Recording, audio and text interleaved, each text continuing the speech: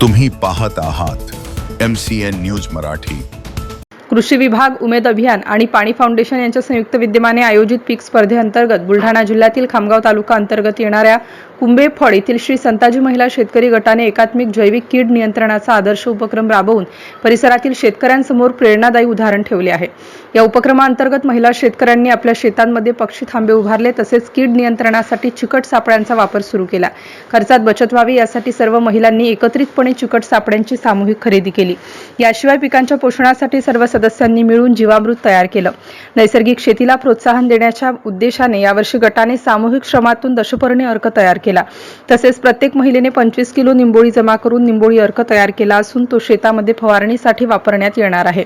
या जैविक उपाययोजनांमुळे रासायनिक कीटकनाशकांवरील खर्चात लक्षणीय बचत होण्यास मदत होणार असून उत्पादन वाढीसाठीही हा उपक्रम उपयुक्त ठरणार आहे। या उपक्रमासाठी कृषी विभागाच्या कृषीदूत अलका टेके तसेच उमेद अभियानाचे प्रवीण फुके यांचे मार्गदर्शन लाभले। MCN न्यूज मराठी करिता राहुल पाटील मुंढे, कुंभेफळ।